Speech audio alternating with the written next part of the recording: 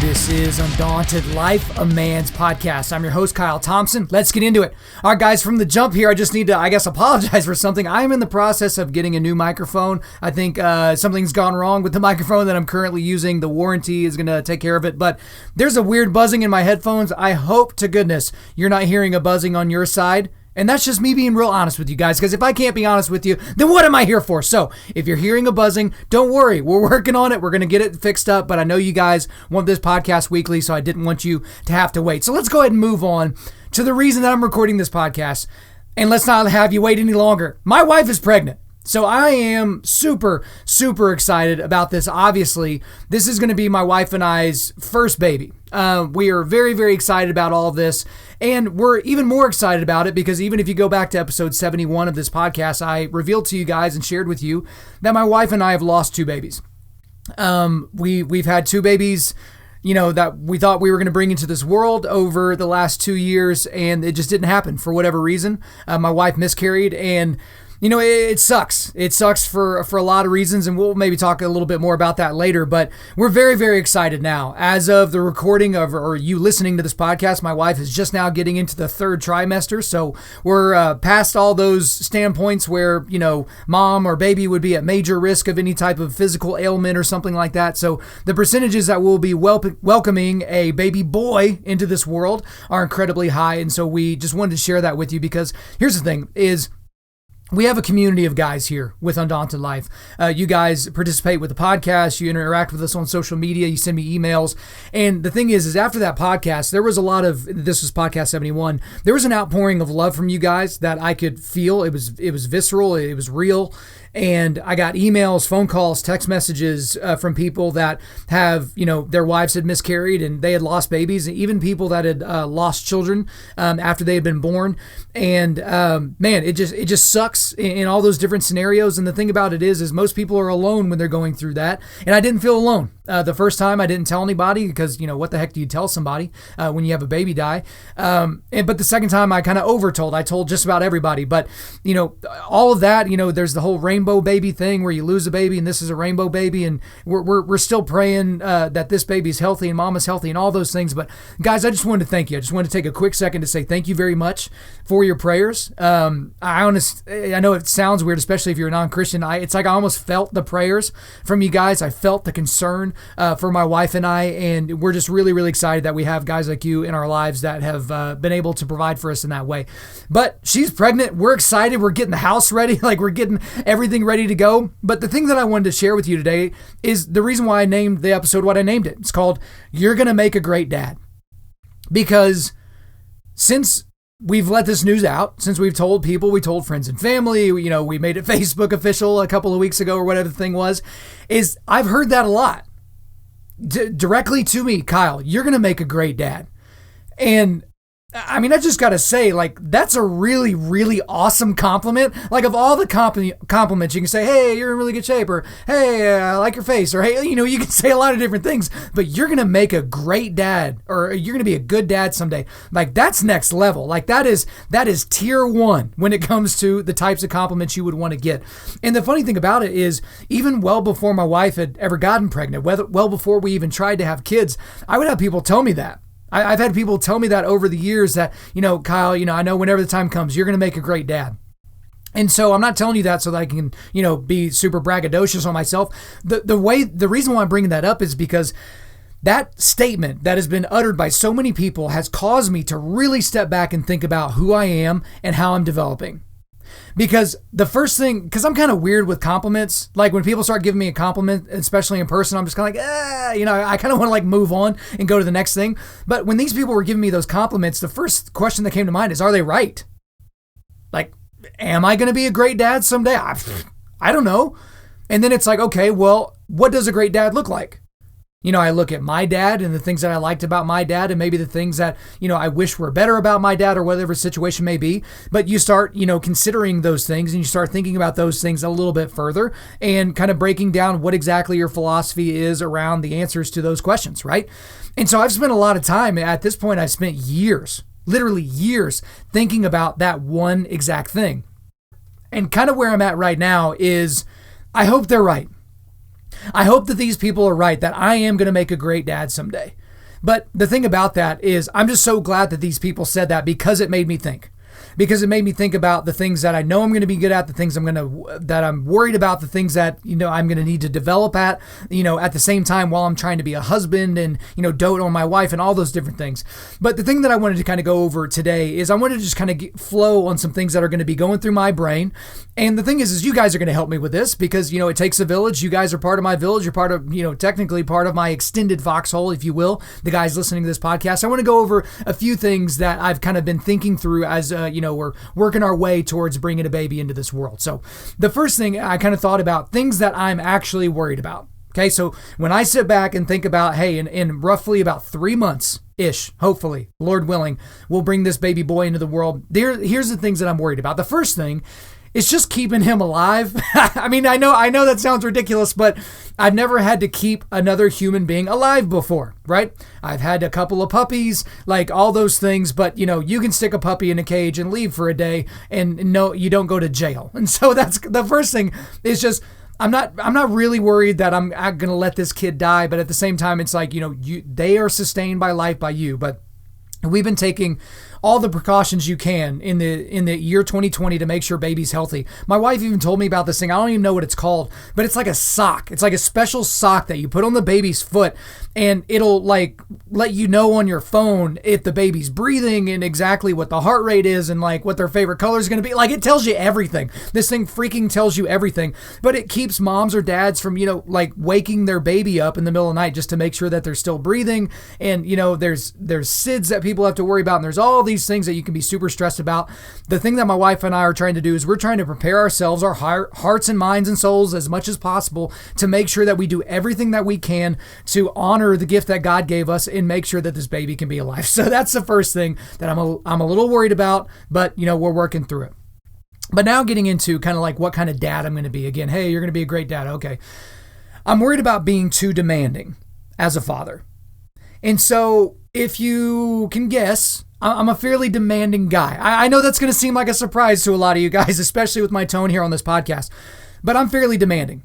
And I can be really demanding. I can be demanding of the people around me, the people that are on my teams, the people that are working with me, the people that are doing projects with, the people in my foxhole. I'm just a demanding guy. But I don't want to be too demanding. And so one thing about my parents growing up is they weren't overly demanding, in my opinion. They let me know what the score was going to be from the beginning. So like I've told you guys before, I got grounded if I came home with B's. Okay. And it's not because B's are some sort of especially bad thing, but if I came home with a B instead of an A, I was grounded. And the reason is because my parents knew I could do better. They knew in certain subjects that I can do better. The only time that I wasn't actually grounded was, it would have been 10th or 11th grade. I was in AP chemistry and I got B's both semesters in that class in high school. And that was the best I could have done. That's just not how my brain works. And mom and dad didn't say anything, right? They just didn't say a word. Hey, I think they kind of knew I was kind of science stupid. And so they let that go. Same thing in sports. They didn't care how I performed. They care what I did while I was out there. Did I give full effort? Right? So they weren't like super demanding of me. My dad, if I had an 0 for 4 day at the plate, he didn't take me home and I had to, hit 1,000 balls off the tee before I could go to bed. Like it wasn't one of those situations, thank God. But the thing that I have to think about for me is I saw parents that were very strict as it pertained to my performance because they knew I could do better, but I didn't think they went over to the point of being, authoritarian, demanding, that type of thing. But I am a little worried about me being too demanding, because I expect so much of people. I mean, part of the reason why I do a podcast like this and I talk to you guys the way that I talk to you and to my friends that I talk to in person is because I know you can do more. So when you're wanting to quit in the middle of the workout, it's like, no, you're not going to do that. Last night, there's a guy that's not really in good shape at all. He was at our Sunday night workout thing. I'm recording this, the Monday before this comes out, but I'm sitting there with this guy and we're doing wall sits and this guy's wanting to give up every 10 seconds. But it was amazing. Whenever I went and got on the wall next to him, it was amazing how much more he could do because he was, getting ready to fall. It's like, no, get up. And then he got up, right? Like that's all he needed. He needed somebody in his ear yelling at him with his voice crack and say, dude, you can do this. You can freaking do this. You know what I mean? And so I just have to be very, very careful that I carry that demanding nature in my kids, but in a positive way, I guess. And the third thing that I'm worried about that I've, thought through is not fully bonding with my son. Because I've talked to guys that, maybe they were, here's the easiest example. Maybe they were the athlete. They were the superstar athlete all the way through school, got a scholarship and all that, and they're still athletic even in their adult ages. And their kids may be into video games, or maybe they're into puzzles or dancing or art or cooking or something like that.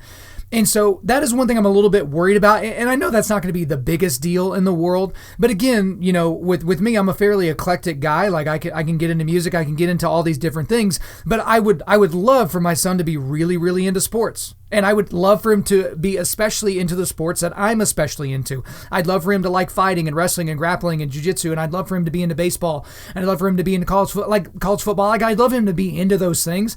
But I don't want to be the dad that's just like, all right, you're going to be a St. Louis Cardinals fan. If not, get out. And, unless he's a Cubs fan, at which point he probably should get out. But we'll digress from there. So that's one thing that I'm a little bit worried about, is not fully bonding with him. But again, that's me being a little bit ridiculous, because we're years and years and years away from that. But that's one thing that I want to make sure that I'm a dad that bonds with his son, regardless of what his son likes or doesn't like. Okay. So those are the things I'm worried about: keeping him alive, being too demanding, and not fully bonding with him. But here's the things that I'm not worried about. Okay, so here are the things that I've thought of that guys have had trouble with their kids or with their spouses or whatever, that I just don't feel like I have to worry about. And the first thing is fighting with Kelsey. Fighting with my wife. I am not worried about that whatsoever, because I recognize right now, and she recognizes right now, that there are a lot of things that we've prepared for. There are a lot of conversations that we've had, philosophical conversations about how we're going to parent and how we're going to raise a kid and how we're going to do this and how we're going to do that. But both of us know that we have not covered every possible topic or issue that could possibly arise. We know that. And we've acknowledged that at some point, maybe even early on, her upbringing is going to run headlong into my upbringing. And there's going to be a stalemate and there's going to be a fight. Like, we know that's coming. And that's exactly why I'm not worried about it. Because I know that these things are going to happen. She's going to say something in front of me that's also in front of the kid that I don't approve of, and vice versa. And we're going to have a closed door meeting after the kid's gone to bed. But the thing about it is my wife and I, if you go back to our marriage devotional in the YouVersion Bible app, in Undaunted Marriage, I talk about fighting. I think it's day 3. It's all about fighting, right? Because you have to fight for your spouse. And most of the time we're fighting against them. It's these nothing fights about, oh, you bought strawberry jelly instead of grape jelly. Level 10 freak out. Like, it's not real. I'm not worried about that. And the biggest reason that I'm not worried about that is because my wife is ride or die. My wife is for me. And I know that. And I am for her. And I will fight for her. And she is the number one priority in my life on this earth. She's number one, right? And I'm saying that on this earth, obviously my discipleship with Jesus Christ and all that supersedes everything. But on this planet, it's my relationship with her. And that even supersedes the relationship with our son that's coming and any kids that come after them. It's her, right? I need to love her as Christ loved the church. So I'm not worried about fighting with her, because she fights fair, right? She's not one of the, I had a buddy the other day, and I hate this for him, but his wife, he said, he kind of described their fighting, and he said that, he and his wife, whenever they fight, she doesn't fight fair. She automatically goes to that place. And for all of you guys, you know what that place is. Maybe it's your relationship with your father, and when your wife starts talking about your dad, it's like, wah! You just like lose your ever-loving mind. But every time they fight, she goes there. She goes for the jugular. She goes for the ace of spades. I don't have that. I'm not worried about that. I'm tremendously blessed. The next thing is that I'm not really worried about is making the mistakes that a 23-year-old Kyle would have made. Okay. So by the time baby boy, Lord willing, is welcomed into the planet, I will be 33 years old. I'm a 33-year-old man, but I know a lot of friends that started having kids in their early 20s, right? So that was about the age I was whenever my wife and I got married. And I know a lot of buddies that started having kids immediately. So I'm not going to make some of the same mistakes that Kyle would have made, because I'm not as immature as that Kyle. And the thing is like I've been a goofball my entire life, but I've been fairly mature for my age, every age that I attained, right? So I wasn't like a lunatic, chasing women and making a bunch of stupid decisions in my early 20s, but I just had some immature thoughts, right? I had some immature ways of acting, some immature ways of thinking. I think back on some of the things, even that, now that we have social media, you can just click back to the stuff you were saying 10 years ago. You're like, oh, Jeez, that's like part of the forever record on the internet now. It'll never die. So that's one thing that I'm not worried about, is making some of those similar mistakes.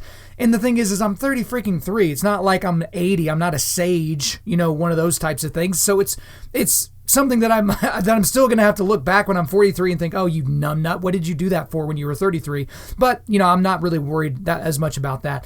And the same thing too is, and I told you guys a lot about this, especially on my, the Altar of Sports episode and different things. I used to lose my mind watching sports. And I remember whenever I would watch sports, especially Cardinals games or Thunder games, and the game wouldn't go my way. Again, a game that had nothing to do with me, of which I could not control the outcome in any way, shape, or form. And I would lose my mind and rip my shirt off and do all this other crazy crap. And my wife, she would just say, how in the world am I supposed to have kids with you? Like, again, think mid-20s, right?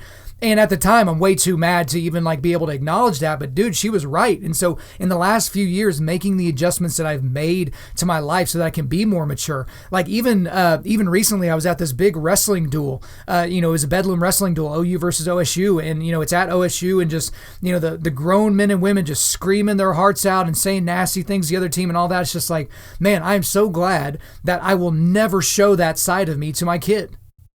Because if I even feel that welling up in me, I'm just going to turn it off. I'm just going to do something else. Like, I was invited to come speak to a Wednesday night family kind of Bible study, this home group. It's called Life Group if you attend Life Church. But the big thing that I told them is look, I'm a gigantic St. Louis Cardinals fan. That's why I don't watch St. Louis Cardinals games. I mean, they kind of looked at me like, what? That's the dumbest thing I've ever heard. But it's like, no, seriously. The reason why I don't watch those games is because I care about the outcome so much. Right? And the more I distance myself away from it, the more I can focus on things that actually matter. I mean, I love baseball. It's so entertaining, but I can just watch the highlights later and just live with the outcome. Because guess what? If they're one of the best teams ever, they're going to lose 60 plus games this year. You know what I mean? So anyway, won't belabor that point anymore. But yes, I'm not worried about making the mistakes I would have made 10 years ago. And I guess the last thing that I'm worried about is not knowing everything there is to know about fatherhood and parenting. I talk to guys that I would consider to be great fathers, or I'll just watch them, and maybe they've got 3, 4, 5 kids or something like that, but they're just very, very involved, and they're just good at being a dad. And then you hear them talk about fatherhood and parenting, and they talk about it like they just started reading the book, right? They're like, gosh, even just yesterday I just yelled at my kid because of this, that, and the other thing, and it's just like, man, these are guys that I would consider to be A-level first-round draft pick fathers, and they're still messing up. And so I'm not worried about the fact that I don't know everything. And part of that is because I have a foxhole established. I have guys that are almost all fathers that have made their mistakes and taken their lumps and paid their dummy taxes and all those things. And I can lean on them and say, hey, my kid's doing this thing. Did your kid do this thing? Oh, yeah, he did. Well, what did you do when he did the thing? I'm really, really even excited about that. Like, hey, I'm really stupid in this particular area. Can you make me less dumb? I think that's awesome. So the things I'm not worried about, fighting with my bride, making the mistakes I would have made 10 years ago, and not knowing everything that there is to know about fatherhood or parenting. The next thing I kind of thought about is the type of dad that I know I will be. Because again, hey, Kyle, you're going to make a great dad. It's like, what does that even mean? But the type of dad that I know that I will be, okay? The first thing is that I know beyond a shadow of a doubt that I will be an involved, participatory, in the game father. I will absolutely be there. One of my favorite things about my dad, and I'll remember this for forever, and if you're listening to this, you know exactly what I'm going to say, Dad. But the thing about it is my dad didn't just come to all my games as a kid. He came to all my practices. And my dad didn't have an incredibly flexible schedule and all those things, but my dad made it happen. He was there. He was involved. Now, he wasn't messing with the coaches. He wasn't, talking to my coaches trying to get me more playing time like some of the other dads were. He wasn't slipping money to the coaches to get me more playing time like some of the other dads were. He wasn't doing any of that stuff. He was there. He was in his truck and he was watching.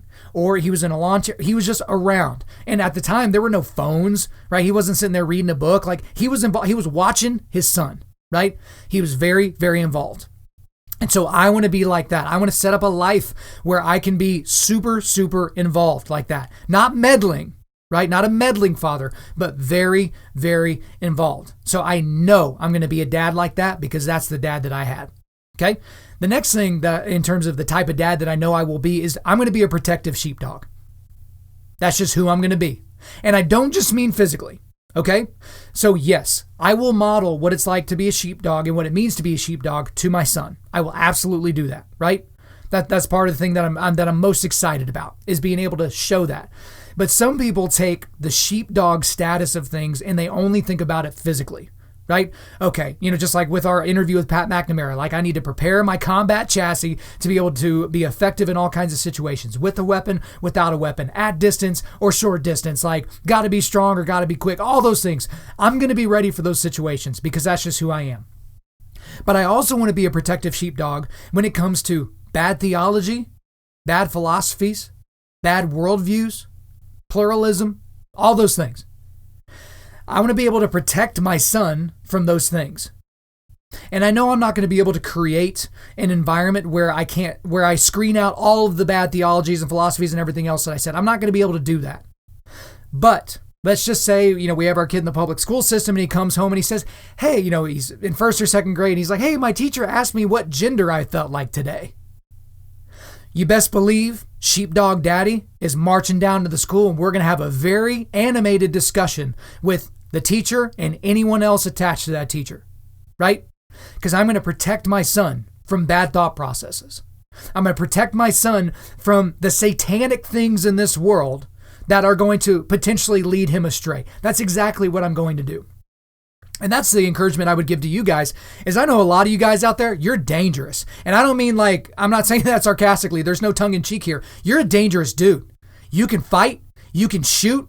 You're physically imposing and intimidating, but not when it comes to your mind. You've got these situations where you have these guys that are going to be intimidated by you because you're so tall and you're so big and you're so all those things. And that's useful. That's useful to a certain degree. But what about the situation that I just said? Your daughter or your son comes home and, the teacher asks them what gender they felt like today, or, they go to a Christian school, and yet, in this is an exact example that I got from somebody, they go to a Christian school that you pay a lot of money for, and they tell your kids that you need to do a research project on Buddhism, and then next week you're going to do Hinduism, and the week after that you're going to do Islam. You're at a Christian school. Like, are you prepared? And this guy was, but are you prepared to get in that fight, to be a protective sheepdog? So that's my little encouragement commercial to you, but we'll move back over here.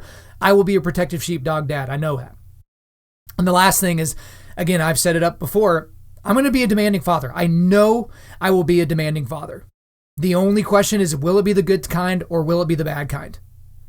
And so again, I've seen that modeled for me in my life. I've seen that modeled with my parents, and I've seen that modeled with everybody else. But here's the other thing, is there's a lot of people that model it poorly, and I learn from them too. When I see them act a fool, I can learn from that person too. But I know beyond a shadow of a doubt, I will be a very, very demanding father to the degree that is beneficial. So the type of dad, I know that I will be involved and participatory. I know I will be a protective sheepdog, and I certainly know that I will be demanding.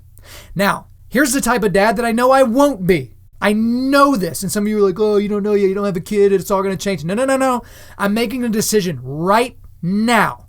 And I'm putting it out there on the interwebs for all of you guys to see, so that if I don't end up being this guy later, you can pound me for it. I give you full permission.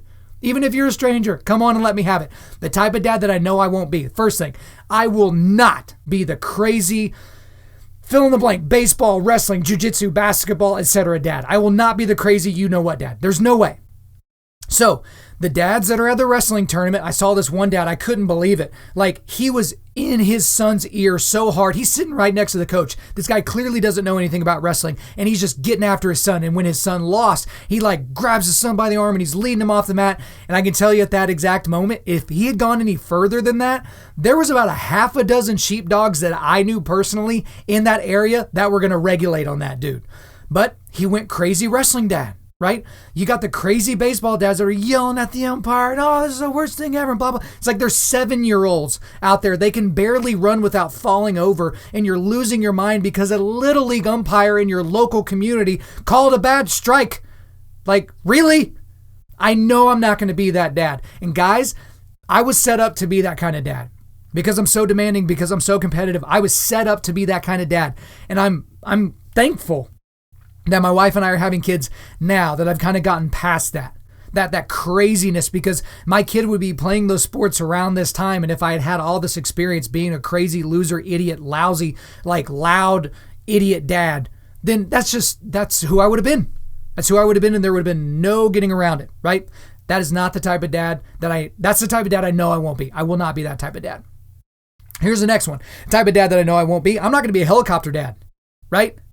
I'm not going to be the dad that's hovering. You've heard the phraseology of helicopter parents, and all they're trying to do is they're trying to clear the runway, right? They're trying to prepare the road for their kid as opposed to trying to prepare their kid for the road, that kind of a deal. That's not going to be the type of parent that I am. Again, I'm going to be involved. I'm going to be participatory, but I will let my son make mistakes. I will let my son get hurt. I will let my son take his bumps and bruises, physically, mentally. I'll let him do that because I know that that's the path towards resilience. That's the path toward toughness. And the thing I talk about all the time, I even had a guy last night, he complimented me on my toughness. And it's just like, dude, if you only knew the road I had to go down to become tough. There are a lot of guys that are just born tough, right? Like they're just tough from the moment they were born. That's not who I am. I've had to cultivate that. But it's something that I feel like I started cultivating really as an adult. And I want my kid to start cultivating that as a kid, right? And so these helicopter parents that are, anytime there's a problem at school with the teacher, like, when the kid's being bad, the kid's being disruptive, I'm not going to be the dad that goes there and assumes that the teacher's wrong. Again, if she starts pulling some of that bull crap like I described earlier, then yeah, it's going to be a different discussion. But if my kid's being a knucklehead, right, that's not, I mean, that's to a certain degree her job to take care of that. That's what she signed up for, being a public school teacher. But at the same time, it's like, no, I'm on the teacher's side. You need to not be a knucklehead when you're at school, right? I can't change the entire public school system by myself or private school or whatever, but you can't be a knucklehead. So I'm not going to be a helicopter dad. I just know that. It's just not going to happen. And the other type of dad that I know I won't be is I'm not going to be the cold, distant, aloof, uninvolved father. All right, we've kind of been over that. But again, some guys kind of back into that, right? They're so excited to have a kid, and then, their kid's involved in things, and a lot of dads kind of get in their own heads, and they stop developing as a man, and they kind of get distant, right? Some people, they're chemically distant because they're on drugs, or they're, drinking too much, or they're doing prescription drugs, or whatever the situation may be. That causes distance. That's just not going to be the dad that I am. Like, I don't have any vices like that, chemical vices like that would even cause me to go down that road, thank God, right?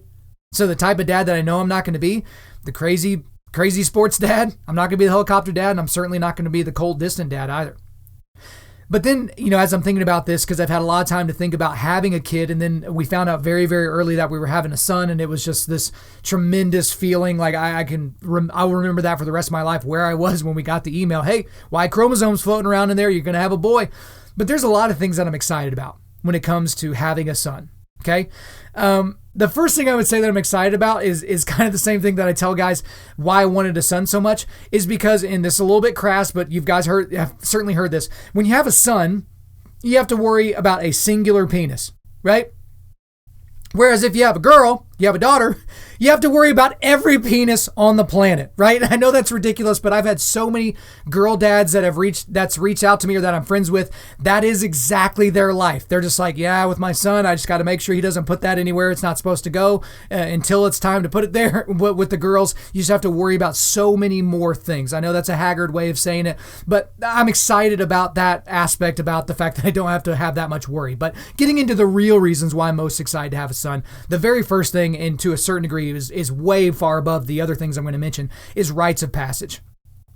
I am incredibly excited to develop personalized rites of passage for my son. And I don't know exactly what that's going to look like. Maybe it's, from the age of 10 to the age of 18, there's some sort of a, curriculum that I've developed that, I will help. And every year there's like me and my son go on this trip, and maybe I bring some of my foxhole guys with me, and we kind of teach things to the son. And each year the things get progressively more difficult, and we're reading books together, and we're talking about it, and we're developing, and, we're doing physical training, and we're doing all those things. Like, all that's to be determined, right? But in the United States, I talk about all the time, in Western culture, really, we don't really have rites of passage.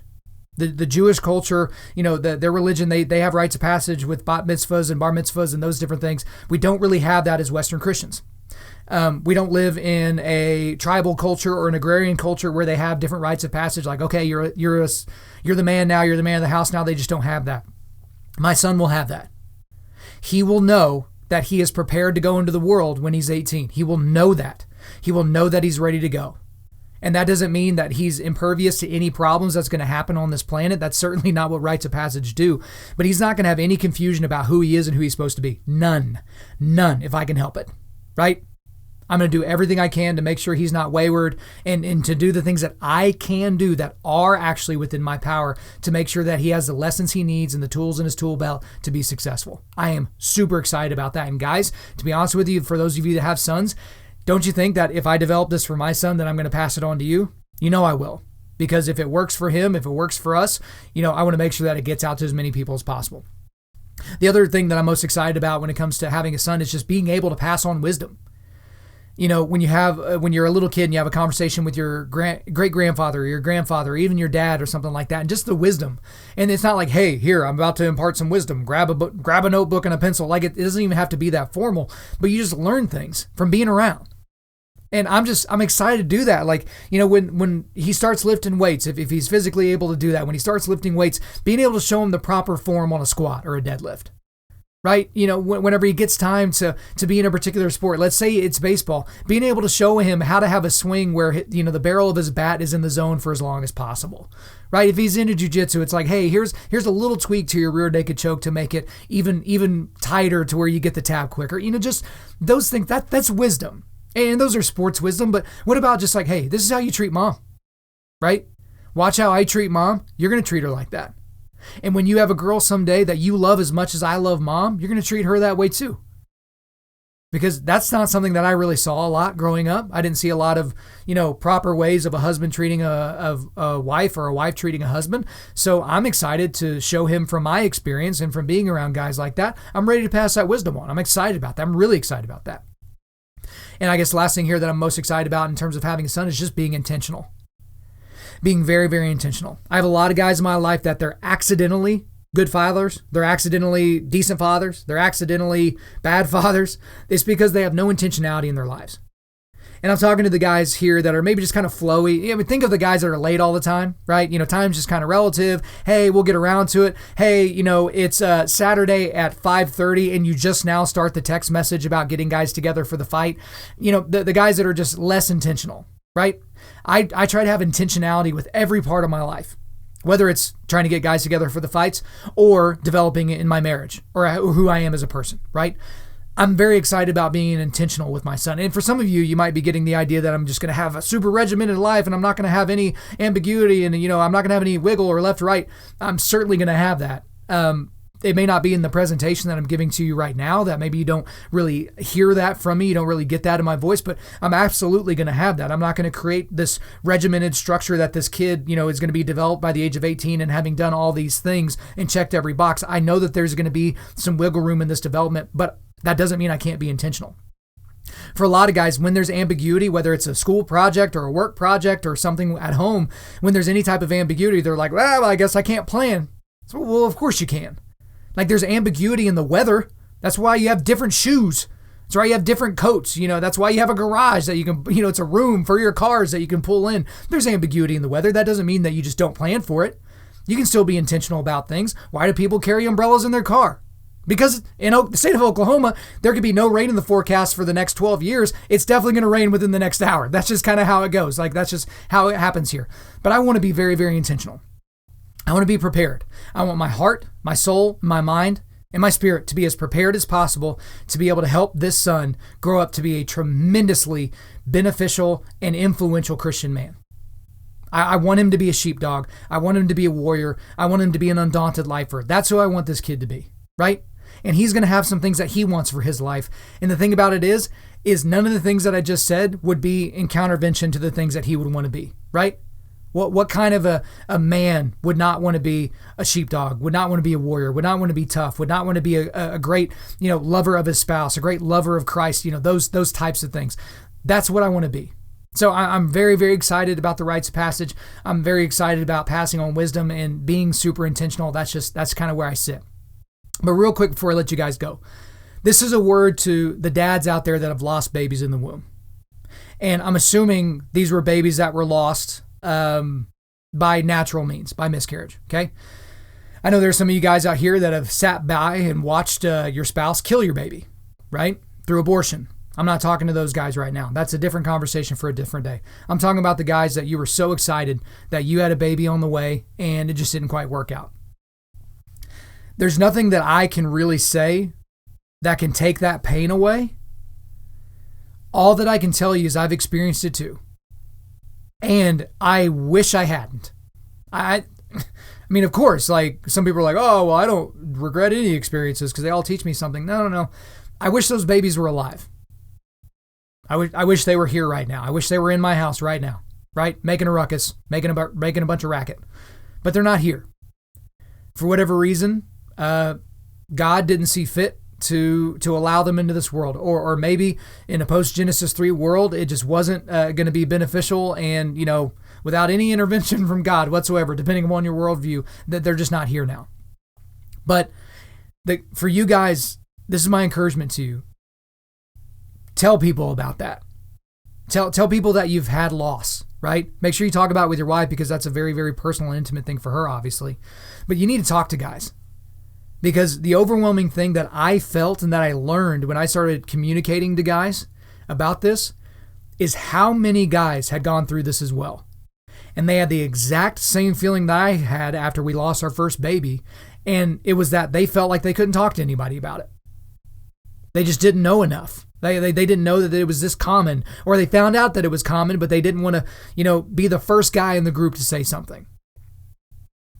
I couldn't more strongly or more vigorously suggest that you do the opposite of that. Don't keep it to yourself, right? Not at all.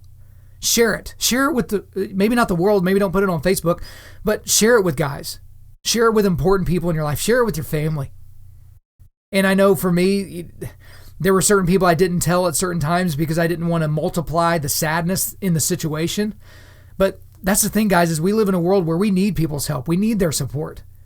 And we can't know what that's going to feel like until we ask for help, until we ask someone to shoulder our burdens. And I never felt more supported than when I told people that we had lost our second baby. Whether that be here on the podcast or in person at my foxhole or people in my Sunday school, it just helped. And it also gave a way for other guys to share as well. And so there was pain that guys in my foxhole, that they were going through, and I couldn't help them with it. And it's not anyone's fault, like, oh, it's their fault they didn't share it. Like, it's not someone's fault. It just didn't happen, right? So we missed out on an opportunity to minister to somebody, to minister to their needs just because we didn't want to say anything. So don't be that guy. Don't be that guy that just bottles up the emotions and shoves them down as far into their soul and psyche as they can. Don't be that person. Share it. Guys, I'm with you. It sucks, but you've got to let other people come under your burden with you, okay?